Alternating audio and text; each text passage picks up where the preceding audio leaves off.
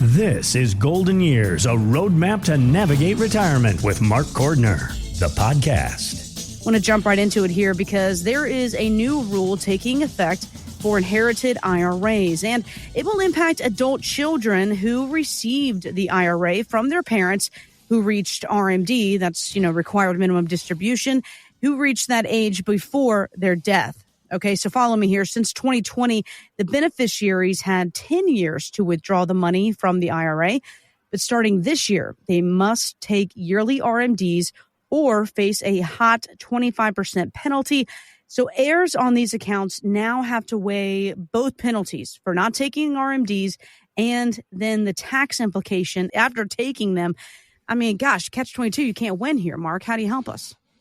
Well, there's actually more to it than that. I mean, because there's implications to Medicare premiums. There's also implications to any kind of tax credits for people that are under the Affordable Care Act, getting their health insurance off the health marketplace. So there's a number of considerations, but I would say this is not a new rule, but rather the clarification of a rule that came out in 2020, because prior to 2020, we used to be able to do what are called stretch IRAs, where a person could inherit money and stretch that tax advantage. So not just the money, but the tax advantage could be stretched out over the lifetime of the beneficiary. And so we used to do a lot of fun things in terms of naming grandchildren and having distributions happen every year at Christmas for the rest of their life. Well, Congress came along and shrunk that time horizon from the beneficiary's entire lifetime down to 10 years. But they didn't clarify if it had to come out each year during the 10 years or at the end of the 10th year. And so people kind of defaulted to their advantage and said, well, we're just going to take it all out in the 10th year. And so what just happened now was really a clarification where the IRS said, no, you've got to take the distributions each year during that 10-year period. And if not, you're going to get hit with a 25% penalty, which is a great reminder that this is really the number one mistake that retirees make, is not understanding the rules surrounding required minimum distributions. And effectively, it reminds us that tax-deferred plans are just that, deferred. Deferred means postponed, which means that when you earned that money, you didn't pay the tax on it. When that money grew, you weren't paying the taxes on the gains. But we hit a certain point in time where the government is tired of waiting for their piece, and that's what required minimum distributions is about. We don't have to take the entire retirement account and liquidate it all the first year we retire, but rather at age 73, retirees have to start taking a percentage of their combined retirement accounts out each year over the remainder of their life, and that percentage increases typically against a declining account balance.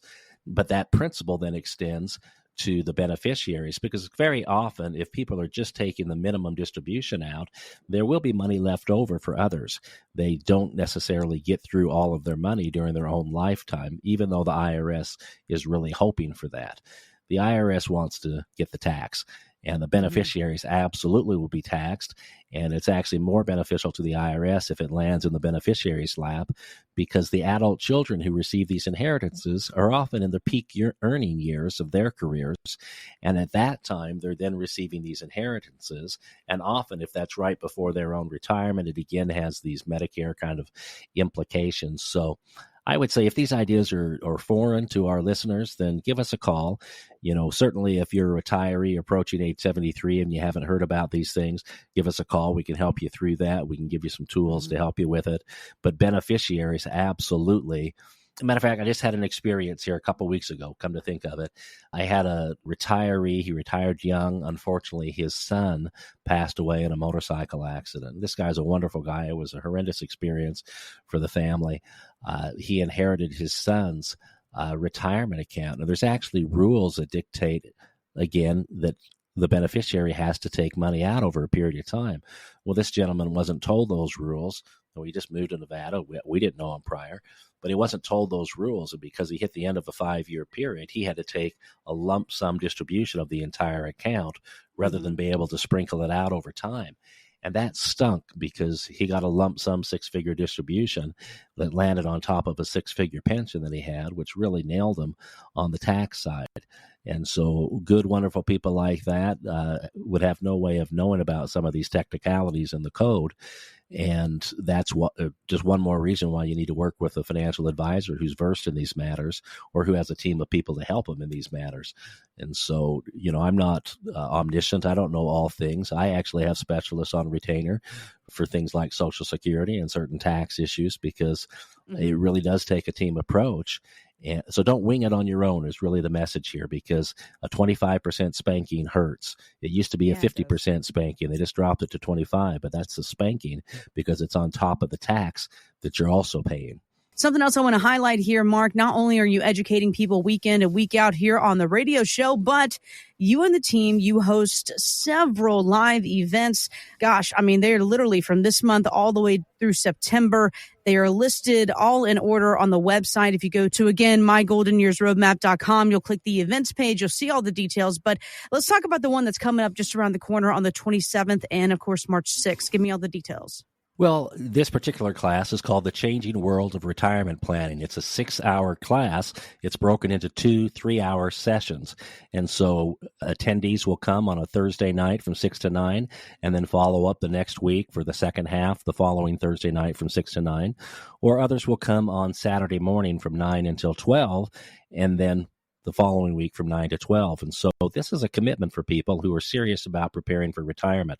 We cover a variety of topics. I mean, we initially start talking about how the world is different now versus how it was for our grandparents and how our expectations and planning strategies need to change.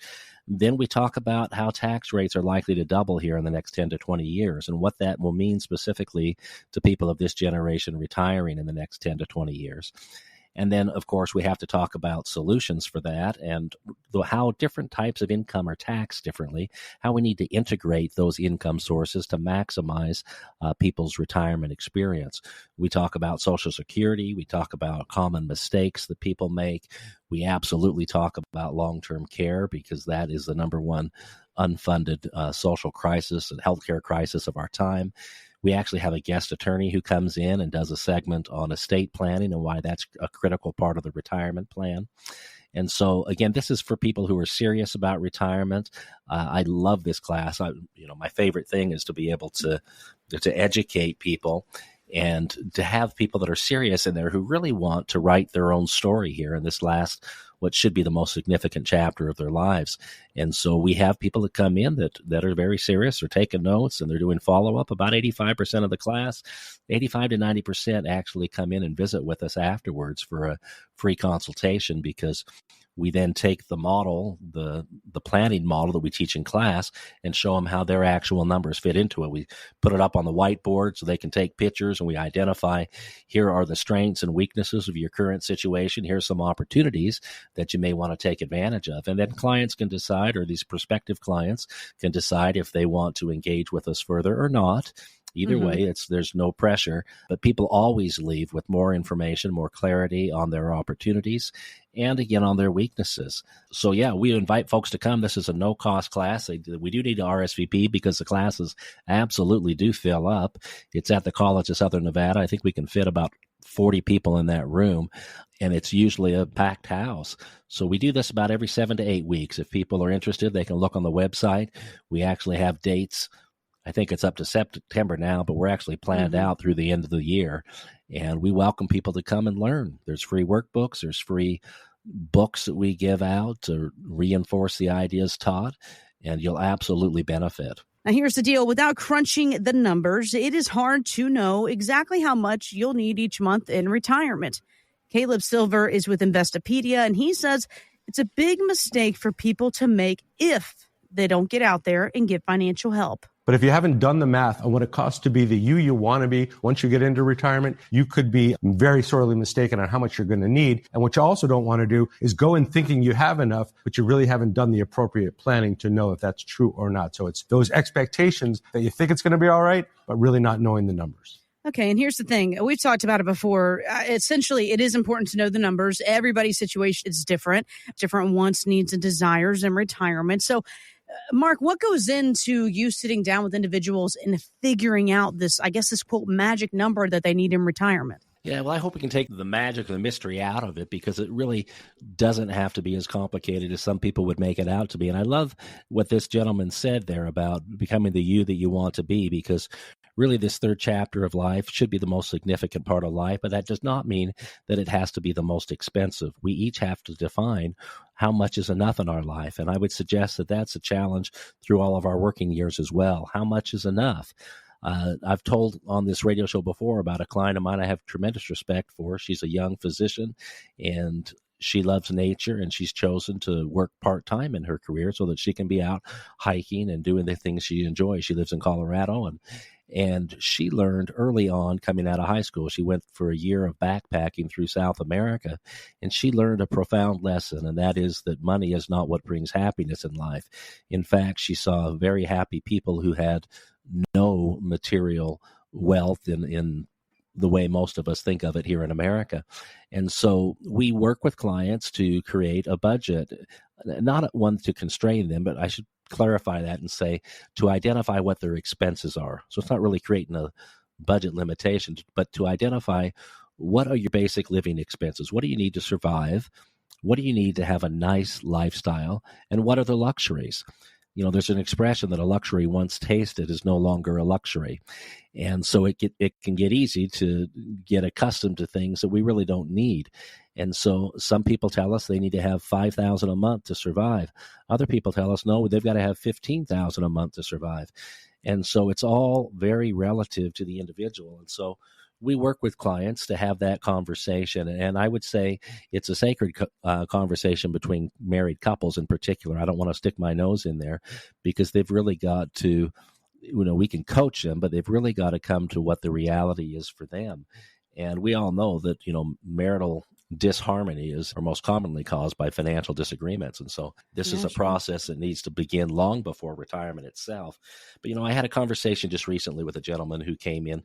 He actually came to one of our public educational events, and then he came in to visit with me, and he was 68 years old. It turned out he had $1,000 saved. He had some equity in his home, a camper trailer, some horses and all, and he wanted to be out in nature and doing things at age 70. But really all he had was Social Security. And so we had to have a difficult conversation because, number one, there wasn't a whole lot of planning that I could do for him because there weren't any building blocks in place. He hadn't saved anything. But I was thinking in the back of my mind, it's a good thing he's a hunter, as a carnivore, because otherwise he's going to be living on rice and beans with Social Security as only form of income.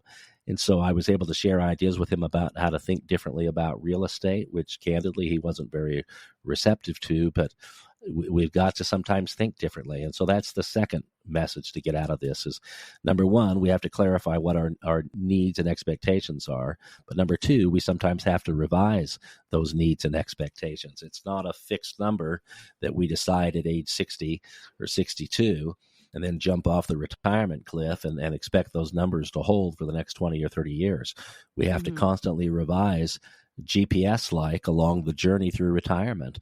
And so it's an ongoing discussion, and we absolutely can help people. We have tools to help facilitate the conversations and the discoveries that they need in their personal lives so that they actually can retire safely. And then, of course, we can be the sounding board to sometimes help them modify expectations to be more realistic. So come visit with us, we say. Yeah, I think really it comes down to opening up this conversation. I'll give you the phone number real fast. Again, it is 702-996-4050, 702-996-4050. And I'll tell you what goes along with that same conversation of, well, how much money do I need every single month and how do I make sure I don't run out of money? That's the other side of the coin there. So, how much money do I need? How do I make sure I don't run out of money? And then, oh, by the way, we've talked about it before, relying on Social Security, not the best idea moving into retirement. You want to make sure that you have something that replaces that paycheck as you enter retirement. I know a lot of folks go right to that pension mentality. Well, we all know pensions are very few and far between these days. So then the question becomes, Mark, is there a way I can create a personal pension? Is there a way I can create some sort of plan where I have income coming in every single month to supplement what I need to live off every single month, and answer that question, hey, let's make sure I don't run out of money? Absolutely. There's a number of ways to do that, but there's really only one to contractually assure the confidence that most people really want and need in retirement. I mean, we can all create systematic withdrawals against a mutual fund account, but the reality is that mutual fund-based accounts or market-based accounts are going to vary in value every day, and therefore the distributions may vary. And a lot of people don't like fluctuating income when their expenses are pretty fixed in retirement. So what we look to most commonly, if we want to assure them with a basic level of income or even an advanced level of income, is income contracts, more commonly known as income annuities. So these income contracts are contracts between an individual and an insurance company that creates a specified amount of income for either a limited period of time or, more commonly, for the entire lifetime of that individual. So in other words, it's income you cannot outlive, and it can be structured over one person's life or over the life of two spouses, so that the surviving spouse, usually the woman, is contractually guaranteed that she has income coming in as long as she lives. That is the basis of a private pension, and it primarily most confidently comes from an income annuity. So people who say, we don't like annuities, we've heard bad things about it, well, that's like saying I don't like Social Security or I don't like pensions, because that's the basis of what lifetime income is predicated upon. So we would say, if you don't know about these things and you want the confidence that comes from an income contract in your life, money you can't outlive, come visit with us and we can teach you. We've got a variety of classes and books and just one-on-one conversations we can have with you to show you how these things work. And so you can see for yourself if it's a good fit. It may not be for everyone, but I can tell you for the vast majority of the widows that I've worked with, it's a godsend. And I personally own 6 of these because I want to make absolutely sure that when I'm dead and gone, my wife does not have to worry about income. Something else I want to just bring up real quick here is about annuities. Now, here's the thing. Maybe when you bought one, 2, 5, 10 years ago, you thought it was the best thing that's ever happened to you. But now there are opportunities to take advantage of these high interest rates that we're seeing. Mark, we've talked about it before. Yeah. When interest rates are low, you refi your home. Well, when interest rates are high, guess what, everybody? You refinance your retirement, and part of that retirement that you can refi is your annuity. Talk to me a little bit about that opportunity. Oh, absolutely. I would say anyone who purchased an annuity more than 5 years ago, definitely more than 10 years ago, should have that, as well as any life insurance bought that long ago, reanalyzed, as it were, evaluated, because the newer contracts not only tend to be more generous, but they often have new features like long-term care that can come onto the contract as a rider. And that's very significant. These multi-purpose policies, you can often exchange a single-purpose old account for a newer account that has multiple functions. So in the life insurance world, that's not only the traditional death benefit, but it can also create income that's tax-free that you can't outlive if you do it properly. It also can create additional funds for long-term care, typically tax-free, to pay for that. So it's leveraging your money to get far more back than you ever could have accumulated on your own. And then there's other benefits, accelerated death benefits if you have a terminal illness or critical illness like a stroke or heart attack, cancer, these kind of things. So these multi-purpose plans is a whole new generation of thinking, a whole new generation of benefits for people. If you've got any kind of insurance contract more than 5 or 10 years old, I would say come visit with us, because we can absolutely analyze that for you. We don't work for a single insurance company. We can represent pretty much any company out there, and we could go shop that for you and show you, do you have a good plan? If so, great, keep it. If there's something better out there, then, hey, look at this, and you decide, does it make sense to maybe trade the old one for a new one? And thank you for bringing that up, because that's a big deal that most people are totally oblivious to. Investment advisory services offered through Golden Years Financial LLC, a registered investment advisory firm. Insurance is offered through Golden Years Insurance Services. These firms do not provide legal or tax advice. Consult your own legal and tax advisors before taking actions that may have tax implications. Investing in securities involves risk, including the potential loss of principal. Insurance contracts principal protection is based on the claim-paying ability of the respective insurer. None of the information contained on this website shall constitute an offer to sell or solicit to buy a security or insurance product. The information and opinions contained on this site or requested from this site are provided by third parties believed to be reliable, but accuracy and completeness cannot be guaranteed. They are provided for informational purposes only and are not a solicitation to buy or sell any of the products mentioned. Any media logos and or trademarks contained herein are the property of their respective owners, and no endorsement by those owners of Mark Cordner, Golden Years Financial, or Golden Years Insurance is stated or implied.